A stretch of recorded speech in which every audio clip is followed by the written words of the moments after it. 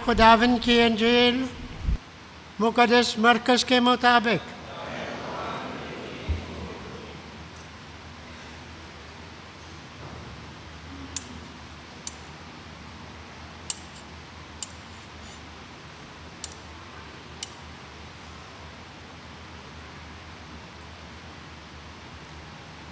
उसका 4 बाब 35 ता 41 आयत। एक दिन शाम हुई तो यीशु ने अपने शागिर्दों से कहा, आओ पार चले, और वो हजूम को रुखसत करके उसे जिस तरह वो किश्ती पर था ले चले। और उसके साथ साथ और भी किश्तियाँ थीं और बड़ी आंधी चली, लहरें किश्ती पर यहाँ तक लगी कि पानी से भर चुकी, और वो पिछली तरफ गद्दी पर सो रहा था। तब उन्होंने उसे जगाकर कहा, है उस्ताद, क्या तुझे फिक्र नहीं कि हम हलाक होने को हैं? उसने उठकर हवा को झिड़का और झील से कहा, खामोश, साकत हो। तो हवा बंद हो गई और बड़ा अमन हो गया। और उसने उनसे कहा, क्यों डरते हो? अब तक ईमान नहीं रखते? वो नहायत डर गए और आपस में कहने लगे, ये है कौन कि हवा और झील उसकी अतायत करते हैं। अंजीर मुक़द्दस के वसीले से हमारी खताएं मिटाई जाए। मसीह खुदावंद में नहायत अज़ीज़ मोमिनीन, आज हम पाक मां कलीसिया के साथ मिलकर साल के दौरान 12वें अतवार की इबादत में शामिल हैं, और आज की तिलावतें हमें उम्मीद का पैगाम देती हैं। ज़िंदगी में कभी हिम्मत नहीं हारनी, और ना ही कभी मायूस होना है, और ना ही नाउम्मीद होना है, क्योंकि जिनका भरोसा खुदा पर होता है, जिनका तवक्कुल मसीह खुदावंद पर होता है, हमेशा खुदा उनकी मदद करता है, उन्हें संभालता है, उन्हें बचाता है, उनकी हिफाजत करता है। इसलिए आज की तिलावतें हमें दावत देती हैं कि अपनी ज़िंदगी में कभी मायूस और परेशान नहीं होना, क्योंकि खुदा हमारी परेशानियों से हमें निकालता है। वो हर चीज़ पर कादिर है, हमें उसकी ताकत पर भरोसा रखने की ज़रूरत है। आज की पहली तिलावत जो अय्यूब की किताब से ली गई, जिसमें यह बयान किया गया कि अय्यूब की ज़िंदगी में बहुत सी मुश्किलातें आईं, मुसीबतें आईं, परेशानियां आईं। दुख और परेशानियां हमारी ज़िंदगी का हिस्सा हैं। हम कभी दुख और परेशानियों से भाग नहीं सकते। खुशी और गम हमारी ज़िंदगी का हिस्सा है, मगर जब अय्यूब की ज़िंदगी पर गौर करते हैं तो उसकी ज़िंदगी में दुख और परेशानियां कुछ ज़्यादा ही थी। उसने बहुत कुछ खो दिया। अय्यूब ने अपनी ज़िंदगी में बहुत कुछ खो दिया। उसने अपना ख़ानदान खो दिया, उसने अपने दोस्तों को खो दिया, उसने अपने अजीज़ों को खो दिया, और उसने अपनी दौलत को खो दिया, अपनी सेहत को खो दिया, मगर एक चीज़ उसने अपने पास रखी, वो थी उसकी उम्मीद। उसने हिम्मत नहीं हारी, उम्मीद को नहीं छोड़ा। सारी चीजें उसको छोड़ गई, मगर उसने उम्मीद को नहीं छोड़ा। तो ये अय्यूब की जिंदगी में हम देखते हैं और सीखते हैं कि हमें भी उम्मीद को छोड़ना नहीं, हिम्मत नहीं हारनी, और हमेशा वफादार रहना, साबित कदम रहना है। आप अपनी मंजिल तक पहुंचेंगे, आप कामयाब होंगे, आप जो करना चाहते हैं वो कर पाएंगे, आप अपने नेक मकासद को पूरा करने में आपको ताकत मिलेगी, आप कामयाब हो पाएंगे। तो इसलिए जिंदगी में हमेशा उम्मीद रखनी है, खुदा पर भरोसा रखना है, तवक्कुल करना है, और खुदा इन मुसीबतों से निकालेगा। खुदा अय्यूब को नसीहत करता है कि देखें इन समुद्रों पर इख्तियार किसका है? मेरा। ये समुद्र हवाएं किसका हुक्म मानती हैं? मेरा।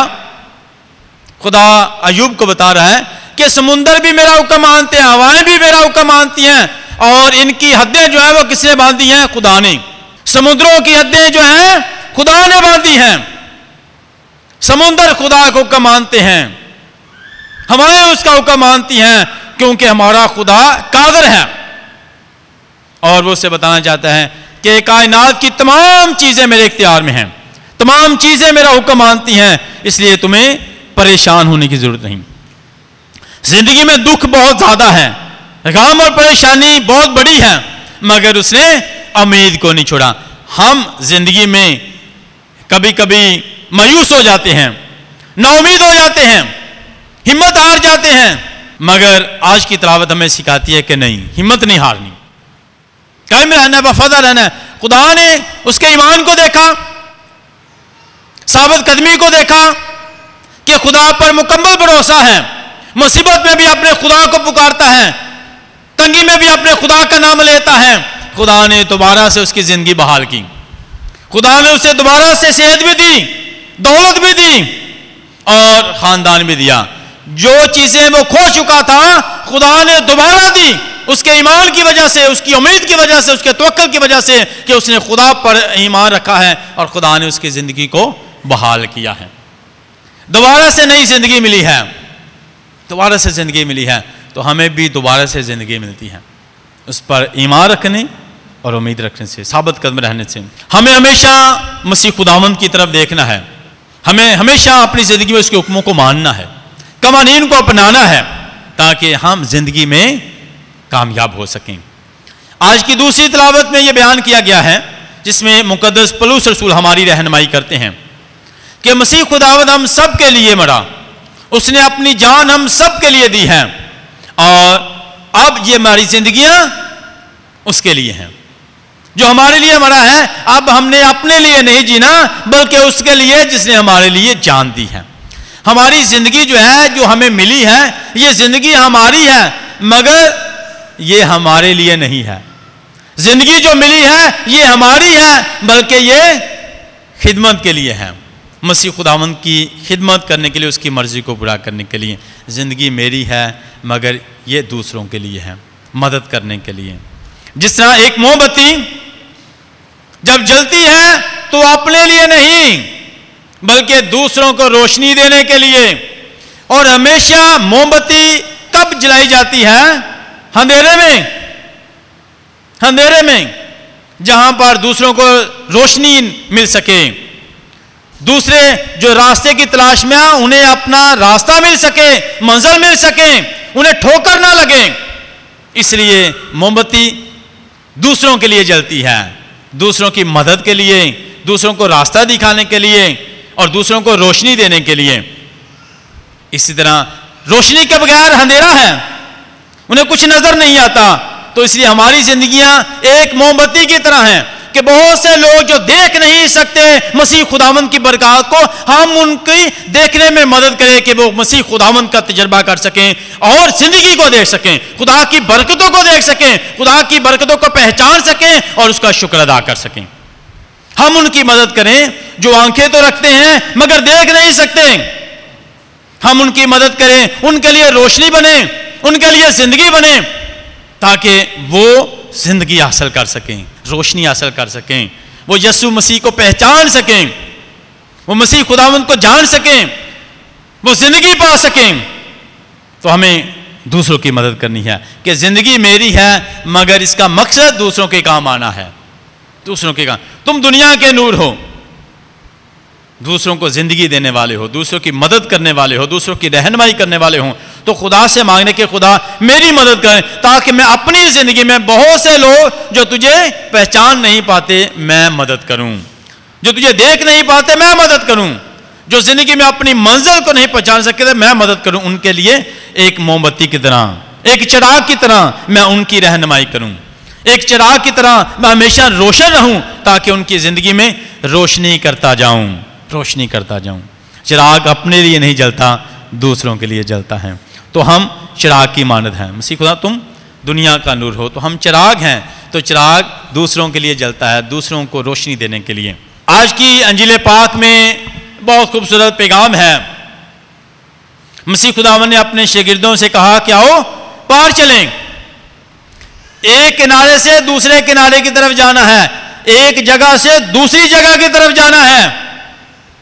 और शागिर्दों ने क्या किया?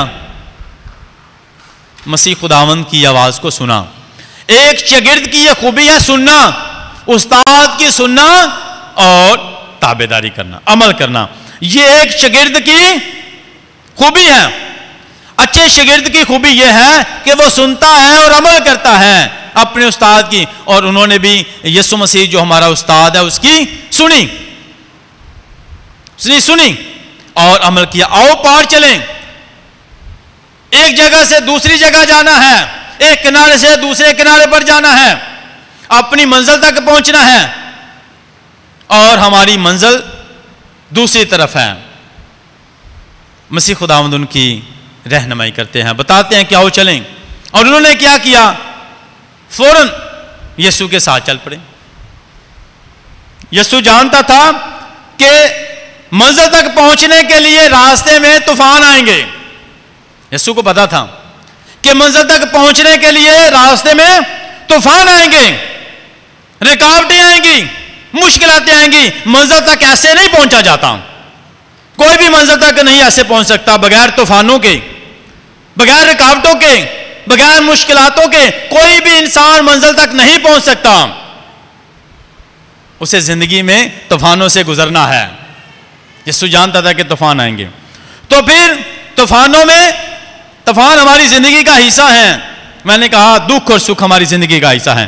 इन्हें तो घबराना नहीं, दुखा तो घबराना नहीं, परेशानियां तो घबरानी, क्योंकि साड़ी जिंदगी का हिस्सा ने दुख ते सुख साड़ी जिंदगी का हिस्सा नहीं। हमेशा साबित कदम रहना है, क्योंकि मंजिल तक पहुंचने वास्ते सानू दुखों के विचों गुजरना पेगा, तूफानों चों गुजरना पेगा। इन्हां तूफानों के विच की करना है? ये तूफानों के विच साडा ध्यान किधर होना चाहिए है? तूफानों नहीं बल्कि यीशु की तरफ होना चाहिए।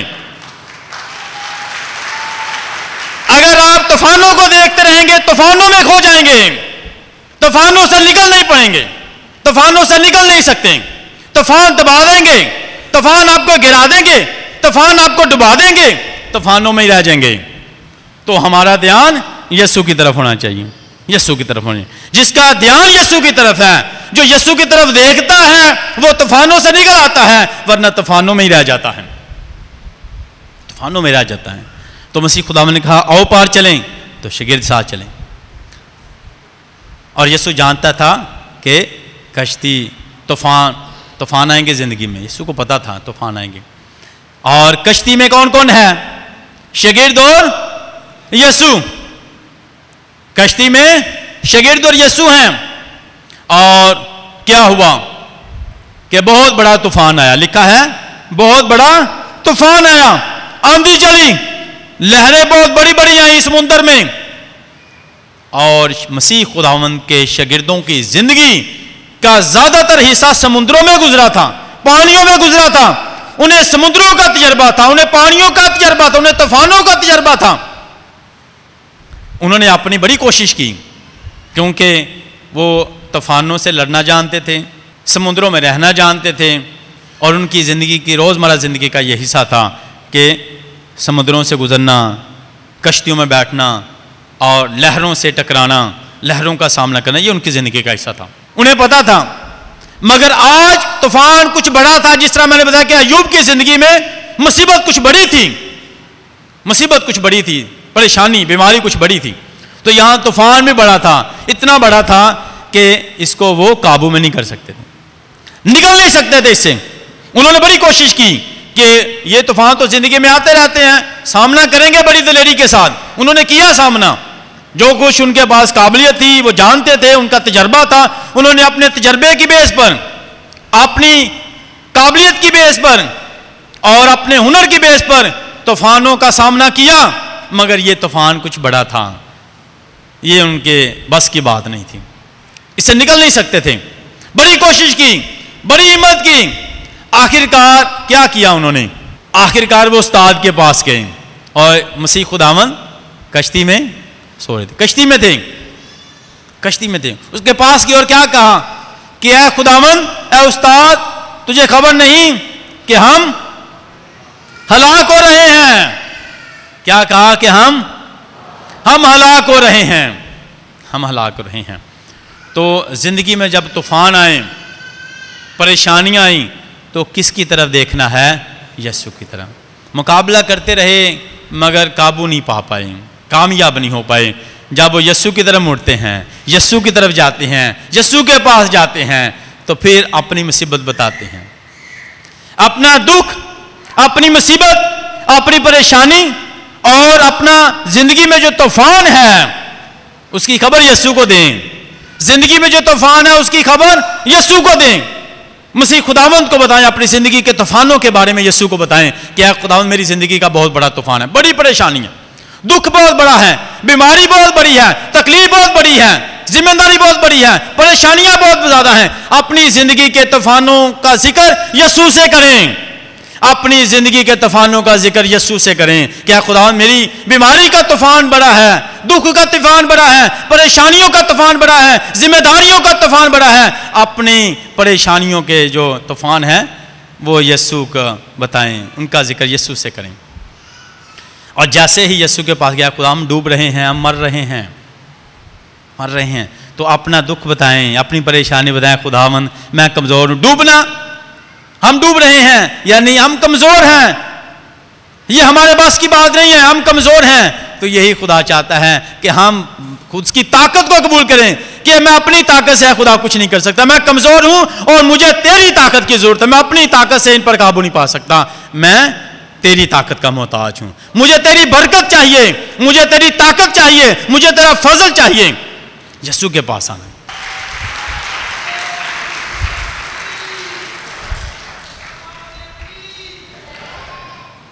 और जब उन्होंने कहा क्या खुदावंद, यही हम भी जिंदगी में, क्या खुदावंद मेरी ताकत कमज़ोर है, मैं कमज़ोर हूँ, तो मुझे ताकत और बंदे अपनी ताकत से।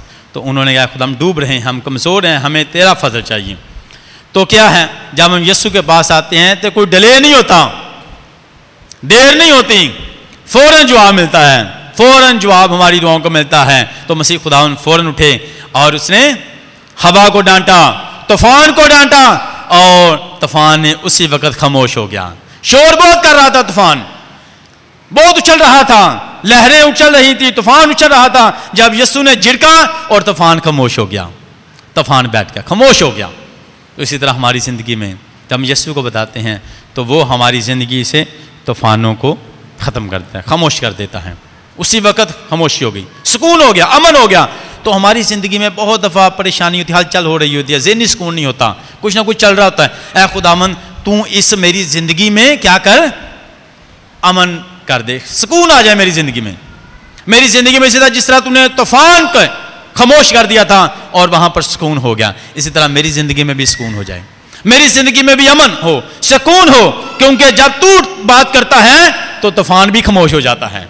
ऐ खुदावंद यीशु मसीह जब तू बात करता है तो समंदर और तूफान भी खामोश हो जाता है, तो वो अमन हो गया। तो मेरी ज़िंदगी में भी अमन हो जाए।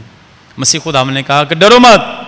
क्या कहा, ये किससे कहा, किससे कहा, शागिर्दों से। ये यीशु मसीह कहता है कि डरो मत, ये हमसे कहता है। तुम क्यों परेशान होते हो, डरो मत, परेशान ना हो। आज यीशु हमसे कहता है कि जिंदगी के किसी भी हालात में डरो मत, परेशान ना हो, परेशान ना हो, मैं तुम्हारे साथ हूं, मैं तुम्हारे साथ हूं, डरो मत। तुम क्यों डरते हो, क्यों परेशान होते हो, तो मैं तुम्हारे साथ हूं।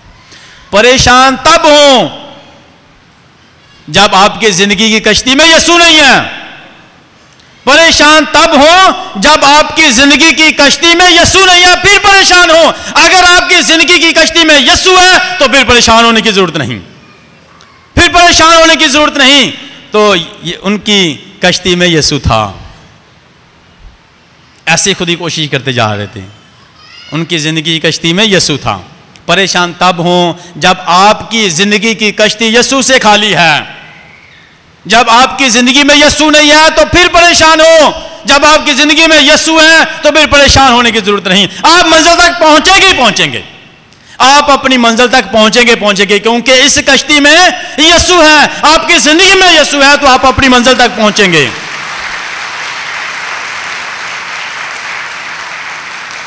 आप अपनी मंजिल तक पहुंचेंगे, रास्ते में नहीं रहेंगे। परेशान हो तब हो जब आपकी ज़िंदगी यीशु से खाली है, आपकी ज़िंदगी यीशु से खाली है।